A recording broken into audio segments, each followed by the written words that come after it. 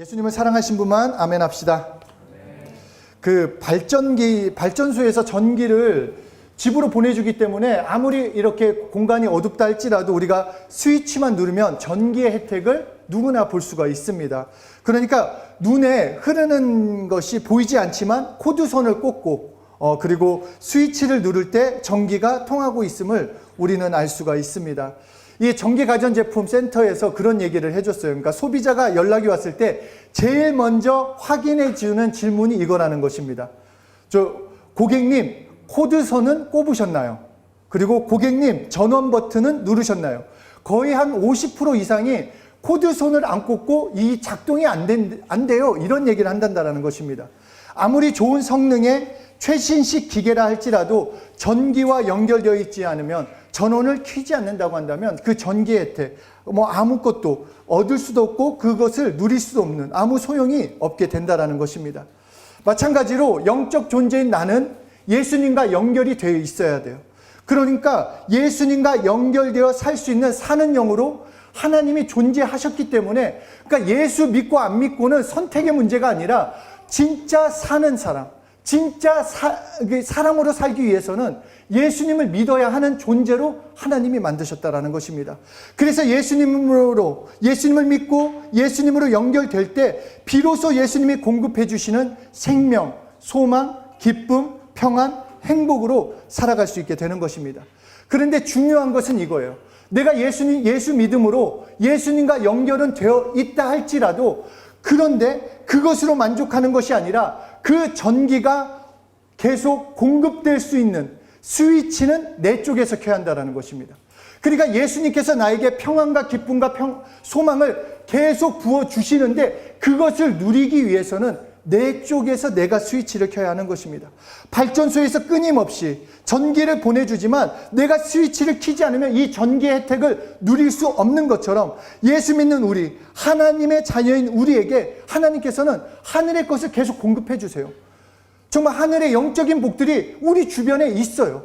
내가 하나님의 자녀니까. 그런데 그것을 어떻게 누릴 수 있는가? 그 스위치는 내가 켜야 한다는 것입니다. 그러니까 오늘 그 스위치가 무엇인지 나눠보려고 하는데, 오늘 본문은 예수님께서 첫 표적을 행하신 가나의 혼인잔치입니다. 잘 생각해 보세요. 혼인잔치예요. 그리고 이 유대 전통에 따르면 거의 일주일 동안 해요. 일주일 동안 이 혼인잔치를 일주일 동안 하는데, 이제 한창 물이 막 물오를 대로 올랐어요. 막 이렇게. 요새 저는 클럽을 안 가보고 나이트 세대이기 때문에 제 나이트가 한 새벽 2시가 아마 피크였던 것 같아요. 막 그때가 막 진짜 하는데 막 그때 정전이 난다. 그러면 이제 막 험한 말들이 막 나옵니다. 막 이거 어떻게 돼? 근데 하여튼 최고조로 올라가고 있는 그때에 포도주가 떨어졌어요. 잔치집에 포도주가 떨어진 겁니다. 그러니까 이 포도주가 떨어졌다는 건 단순히 흥이 깨졌다 이 정도가 아니라 부른 손님들한테 큰 결례예요. 정말 이 사람들을 무시한다 생각들 정도로 엄청난 결례인데 이 축제 분위기를 망치는 일이었습니다. 그러자 요한복음 2장 3절에 이렇게 말씀합니다. 포도주가 모자란지라 예수의 어머니가 예수에게 이르되 저희에게 포도주가 없다 하니. 그러니까 마리아가 이제 예수님께 얘기한 거예요. 야, 예수야, 이거 큰일 났다. 포도주가 이거 지금 부족해. 이거 이랬다가 이 혼인잔치는 이제 막 완전히 쑥대박 될 것 같아. 그러자 이 얘기를 듣고 예수님께서 2장 4절에 말씀하십니다. 우리 함께 읽겠습니다. 시작. 예수께서 가라사대 여자여 나와 무슨 상관이 있나이까? 내 때가 아직 이르지 못하였나이다.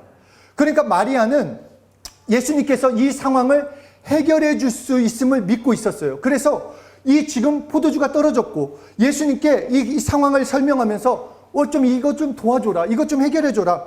그런데 예수님의 답변은 너무나도 의외예요. 우리가 알고 있는 예수님 같지가 않아요. 정말 차가운 남자, 차가운 도시 남자 있잖아요. 차도남처럼 이 예수님의 모습 같지 않은 이 차가움으로 하여튼 거절하시는 것처럼 말씀하시는 거예요. 나와 무슨 상관이 있나이까? 내 때가 아직 이르지 않아야한나이다. 그러니까 주변에서 오늘 왜 그러시지? 컨디션이 안 좋으신가? 막 이런 생각을 하고 있을 때 마리아만큼은 깨달았어요. 이 말이 무슨 말인지.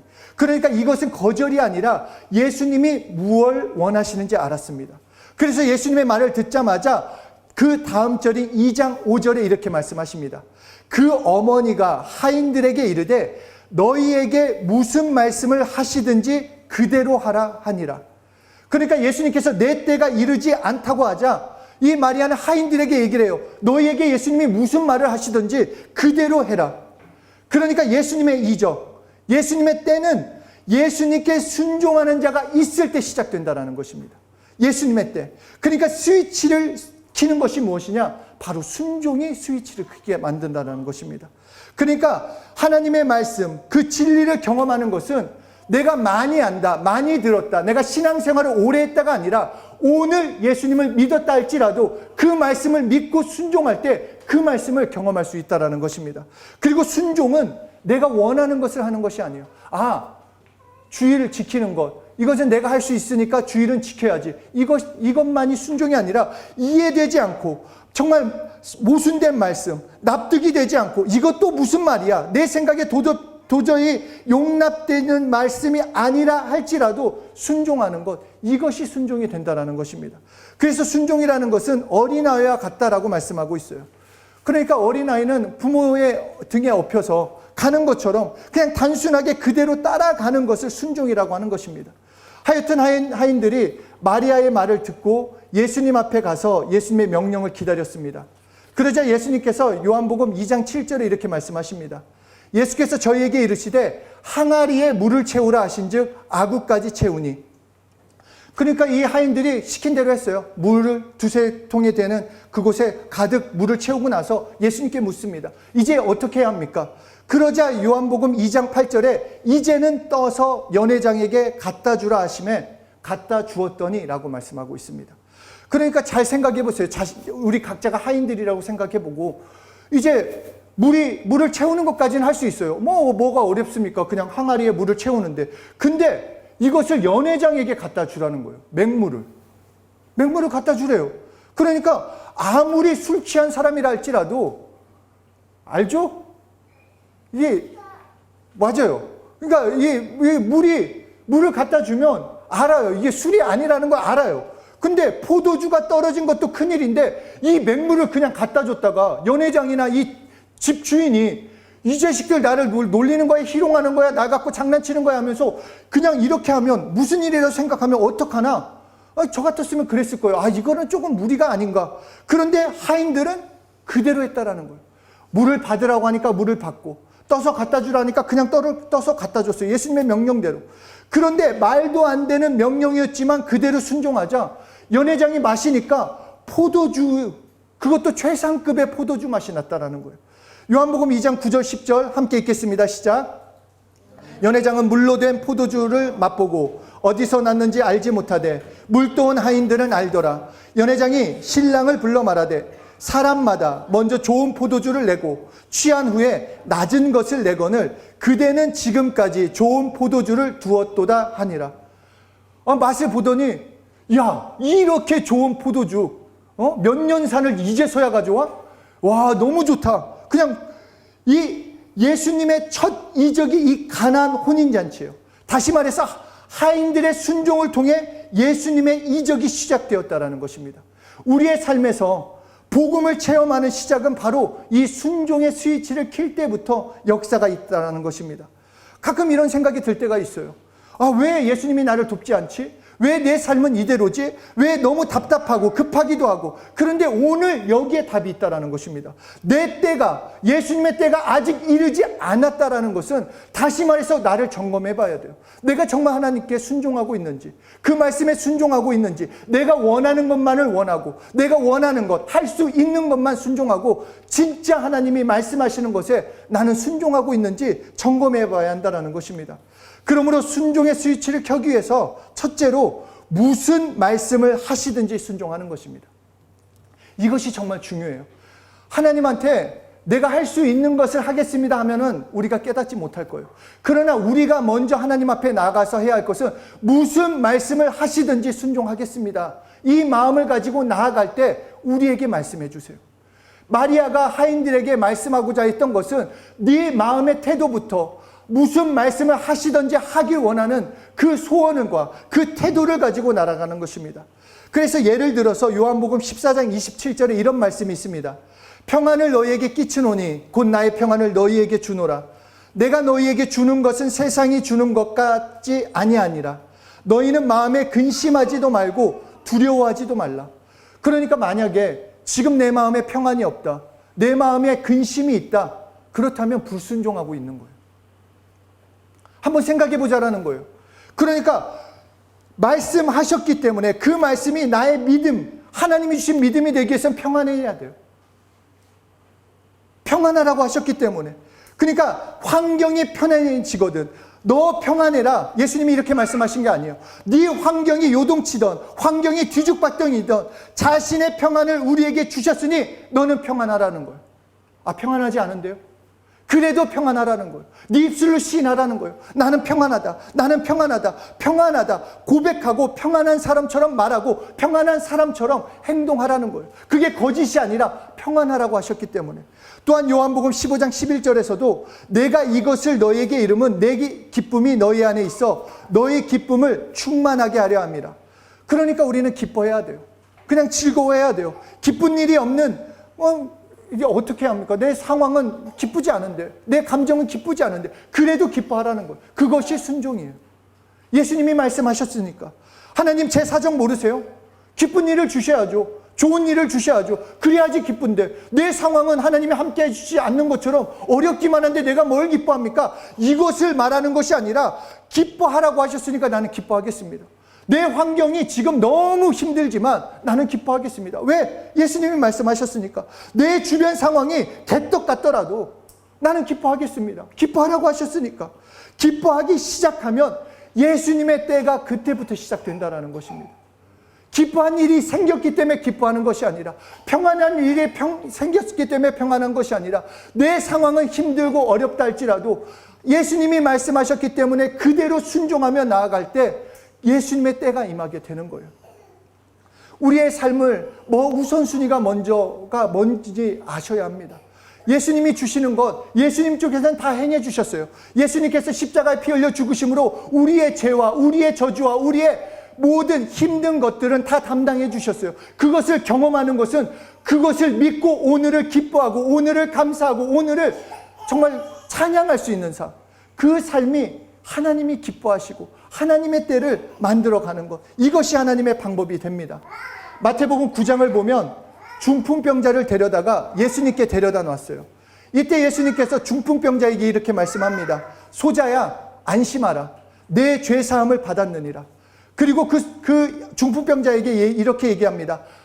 지금 누워있어요. 중풍병자는 못 움직여요. 그런데 그 중풍병자에게 예수님이 말씀하실 때 일어나 내 침상을 가지고 가라. 말이 되는 얘기입니까? 말이 하나도 안 되는 거예요. 중풍병자, 아무것도 할 수 없는, 정말 자기가 할 수 없기 때문에 내 사람이 지붕을 뚫고 예수님 앞에 놓인 그 사람이에요. 그런데 움직일 수도 없는 그 사람에게 너 죄사함을 받았으니까 일어나라, 그 말을 들은 중풍병자가 그 말에 순종을 했어요. 일어났다라는 거예요. 자신의 경험, 자신의 생각, 자신의 느낌을 붙잡은 것이 아니라 일어나라 하신 그 예수님의 말씀 따라 일어났어요. 그래서 그렇게 작은 것도 들 수 없는 이 중풍병자가 일어나라는 말씀을 일어나고 침상을 들고 나갔다라는 것입니다. 그러니까 이것이 순종이에요. 이것이 순종이에요, 여러분. 내가 원하는 것, 내가 할 수 있는 것, 그것이 아니라 예수님의 그 말씀에 내가 그대로 순종하고 따라가는 것이, 그것이 믿음의 순종이요, 그때 비로소 예수님의 때가 임하는 것입니다. 예수님은 순종하는 사람을 통해 예수님의 때를 이룹니다. 내가 아무리 지금 말씀 많이 알고 있어, 나는 말씀 신앙생활, 나 모태신앙이야. 모태신앙이란 말도 너무 웃겨요. 엄마 뱃속에서 또 어떻게 믿어요? 그건 다 말도 안 되는 거죠. 하여튼 나는 그렇게 신앙생활 했어. 나는 직분이 뭐야? 나는 목사야. 나는 뭐야? 그게 뭐요? 아무것도 내 삶을 바꿀 수 없어요. 내가 뭔가를 알았다. 예수님의 때는 순종하는 사람을 통해서 예수님의 때가 임하게 되는 것입니다. 어떨 때는 자기 절망을 해야 하는 순종을 원하실 때가 있어요. 제가 예레미야서를 읽는데 정말 예레미야가 선지자가 얼마나 그 마음에 힘듦이 있을까. 나를 예레미야 선지자로 안 불러주신 게 감사하다 할 정도로 너무 예레미야 선지자는 한마디로 그거예요. 니들 다 망했다. 유다 백성들아 너희 다 망했다. 하나님께서 너희를 다 놓으셨다. 너희를 쑥대밭 만들 거다. 그러니까 다 포기해라. 다 그냥 바벨론에게 항복해라. 이 말씀이에요. 또 왜 다 끝났다라고 말하고 있어요. 예레미야 정말로 이 포기하고 하려고는. 근데 다른 선지자들은 뭐라고 외칩니까?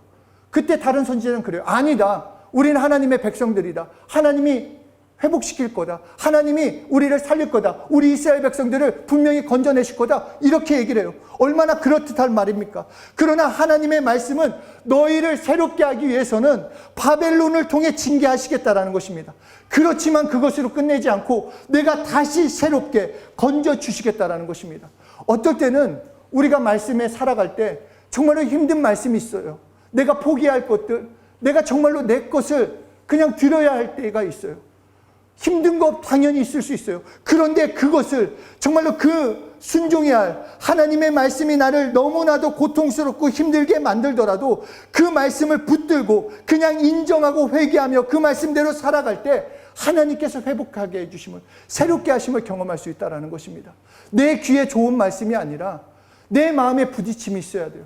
어떤 면에서는 말씀을 듣고 주일 예배 가운데 말씀을 듣고 그냥 좋았더라. 그것이 과연 좋을까?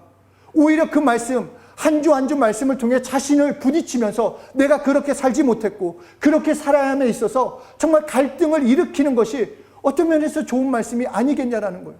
왜냐하면 내가 원하는 것이 아니라 하나님이 원하시는 삶을 살아야 하기 때문에. 그렇기 때문에 내가 순종한다라는 것, 내가 원하는 말씀이 아니라 하나님의 말씀 그대로 순종하는 것입니다. 정말로 하나님이 원하시는 것, 하나님이 말씀하시는 것, 내 삶이 조금 고통스럽다 할지라도, 내 것을 조금 포기해야 한다 할지라도 그 말씀에 순종할 때 그때 비로소 예수님의 때가 임하게 되는 것입니다. 둘째로 이 예수님의 때, 하나님의 때 순종의 스위치를 켜기 위해서는 나의 저항선을 제거해야 합니다. 우리는 모두 각자의 저항선을 가지고 있습니다. 그러니까 예수님의 명령, 그 말씀에 순종할 수 있는 것, 순종하지 못하는 것, 각자의 저항선이 있어요. 이론이나 관념이나 생각이나 내 환경, 나의 꿈, 내가 원하는 것, 내가 바라는 것, 내 가족, 자녀, 부모, 체면, 교양으로 인한 그런 저항선이 있다는 것입니다. 그런데 이 부분, 그래서 어떤 면에서는 이 부분만큼은 예수님이 조금 그냥 안 건드려 주셨으면 좋겠다. 이 부분만큼은 그냥 어떤 부분은 도와주셨으면 좋겠지만 이 부분만큼은 내가 원하는 대로 살길 원한다라는 것입니다. 그리고 그 부분은 어떤 또 부분에서는 이 부분까지 해주시겠어 하는 그런 불신앙도 자리 잡고 있습니다. 그런데 이 저항선이 나의 예수님에 대한 순종을 막고 스위치를 켜지 못하게 한다라는 것입니다. 그래서 고린도후서 10장 5절에 이렇게 말씀하십니다. 하나님 아는 것을 대적하여 높아진 것을 다 무너뜨리고 모든 생각을 사로잡아 그리스도에게 복종하게 하나니. 그러니까 저항선이라는 것은 내가 만들어 놓은 선이에요. 그 선을 제거해야 한다는 것입니다. 그러니까 귀신의 역사만 물리치는 것이 아니라, 병만을 물리치는 것이 아니라, 가난과 불안만 물리치는 것이 아니라 내 자존심, 내 이기심, 내 행위, 내 생각, 내 감정, 내 의지를 모두 예수님 앞에 굴복시켜야 하는 것입니다. 예수님의 명령이 나를 정복하도록, 나를 온전히 정복하시도록, 그럼으로써 나에게서 예수님의 때가 이루어지게 만들어야 하는 것입니다. 하나님이 능치 못함이 없습니다.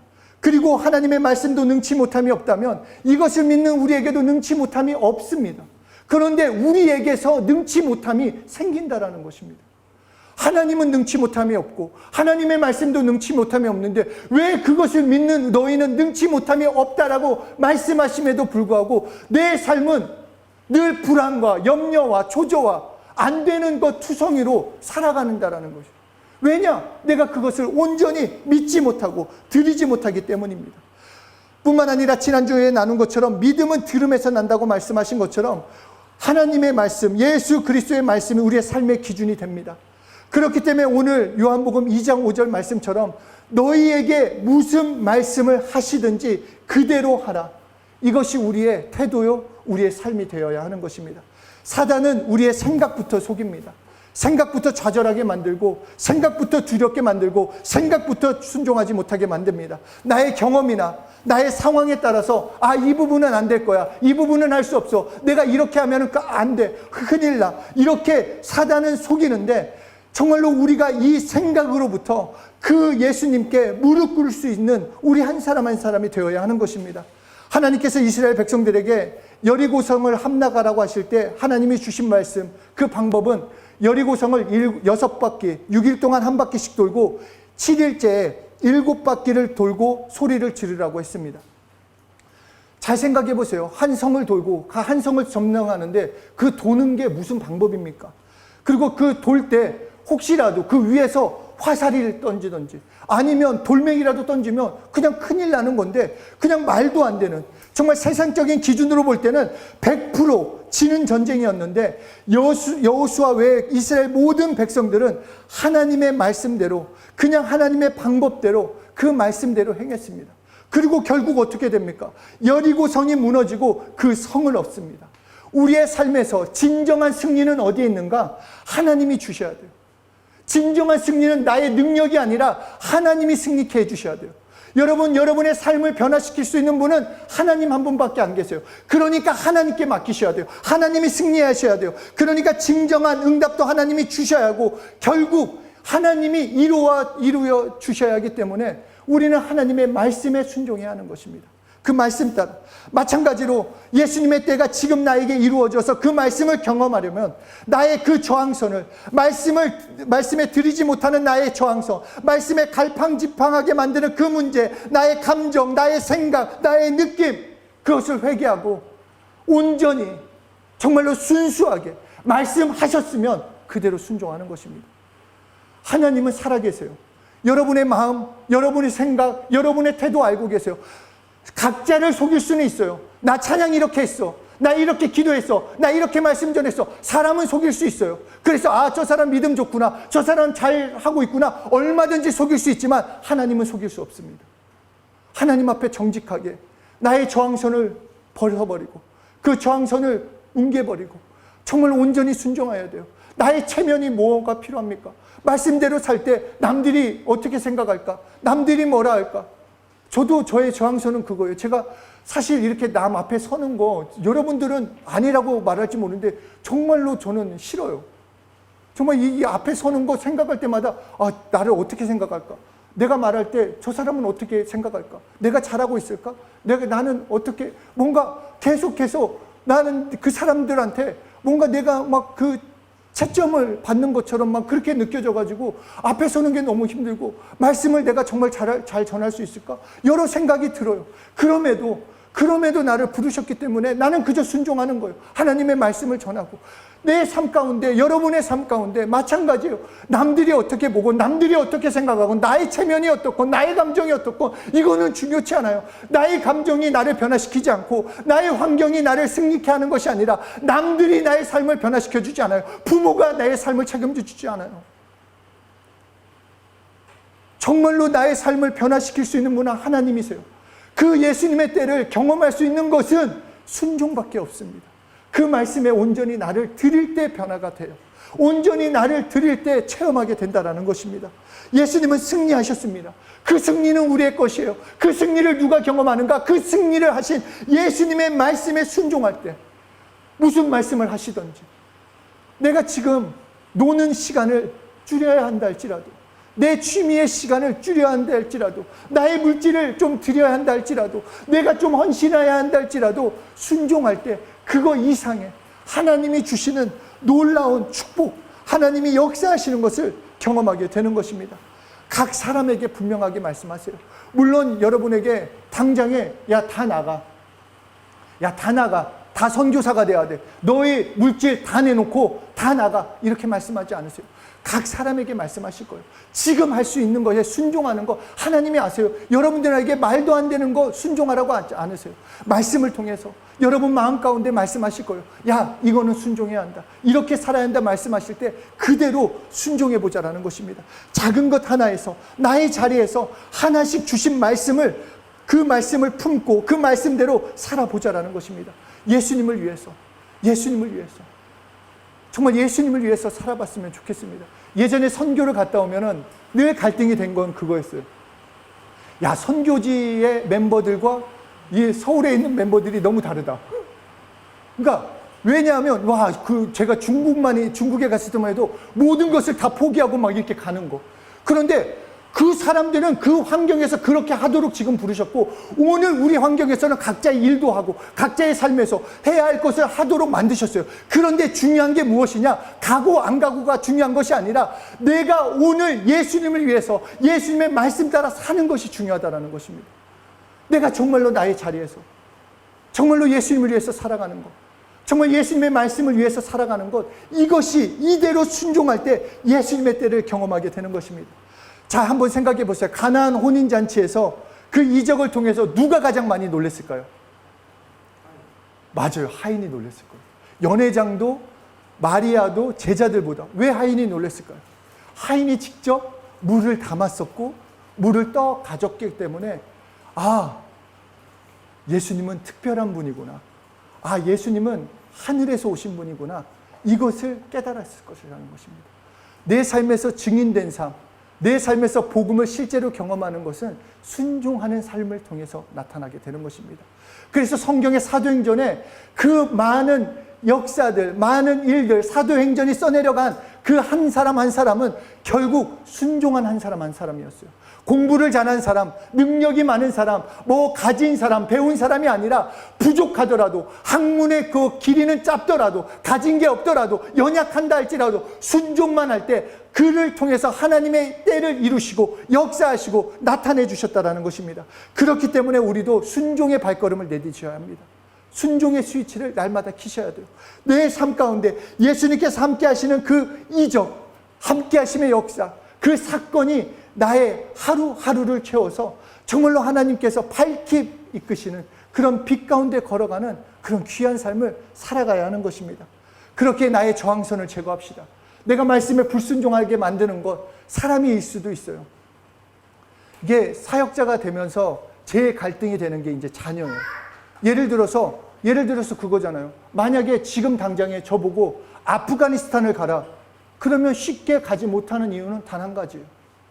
나야 가서 죽을 수 있지만 내 자녀가 그렇게 될 수 있다라는 거예요. 각자도 마찬가지예요. 지금 하나님께서 너 뭐 해라 할 때 나의 저항선이 분명히 있을 거예요. 이거는 나에게 부딪혀. 이것만큼은 내가 포기할 수 없어. 이것만큼은 내가 할 수 없어. 그 저항선을 내려놓읍시다. 무슨 말씀을 하시든지 나는 순종하겠습니다. 그때 비로소 하나님의 말씀이 들려오게 되는 것이요, 그 말씀에 순종할 때 하나님의 때가 여러분의 때가 되는 것입니다. 우리 정말 순종하는 것, 순종의 나날들을, 정말 순종하는 날들을 통해서 예수님의 때를 만들어 갑시다. 경험해야 합니다. 체험해야 합니다. 정말 누려야 합니다. 증인은 아무나 될 수 있는 게 아니에요. 많이 아는 게 증인이 아니에요. 경험한 자가 증인이 됩니다. 성령을 통해서 순종한 자를 통해 일하신다고 하셨기 때문에 우리 순종을 통해 정말 나의 삶을 하나님의 때로 만드시는 한 분 한 분 되시길 예수 이름으로 축복합니다. 우리 함께 기도하는 시간 갖도록 하겠습니다. 우리 시간 기도하실 때 불순종하는 모습들 한번 생각해 봤으면 좋겠습니다. 나는 하나님한테 어떤 모습인가? 그러니까 참 어려워요. 이런 얘기하는 거가, 목사니까 얘기한다고 생각할 수 있겠지만 결국 우리의 삶은 영원한 삶이에요. 이 땅의 삶은 지나가는 삶이에요. 이 땅의 삶은 어떤 삶이냐? 그 영원한 삶을 준비하는 삶이에요. 그렇기 때문에 사실 어떻게 보면은 지금 가진 것을 위해서 막 달려가는 거가 정말로 바른 길인가? 향방 없이 뛰지 말라고 했어요. 나의 목표가 무엇인지 다시 생각해 봤으면 좋겠습니다.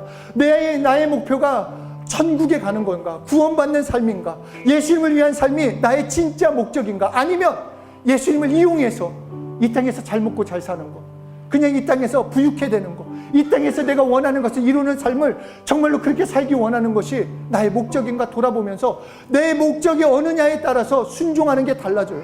내 영원한 것을 위해서라면 지금 오늘 희생하는 것 아깝지 않아요. 왜냐? 영원한 삶이 있기 때문에. 그러나 영원한 삶이 아니라 오늘을 위해 사는 삶, 이 땅의 것을 위해 사는 삶은 물질을 드리는 것도 아깝고 시간을 드리는 것도 아깝고 나의 어떠한 것을 드리는 것이, 헌신하는 것이 아깝게 느껴질 수밖에 없어요. 이 시간 내가 불순종하는 나의 모습들, 나의 목적이, 나의 목표가, 나의 삶이 예수님이 아니라 내가 원하는 것이었던 것들, 이 땅이 나의 목적이 되었던 것들, 우리 예수의 피를 의지해서 회개했으면 좋겠습니다. 사람이 나의 목적이 되었던 것도 회개하시고, 물질이 나의 목적이 되었던 것도 회개하시고, 나의 명예가 목적이 되었던 것도 회개하시면서 불순종했던 나의 모습들, 예수의 피를 의지하여 함께 회개하겠습니다.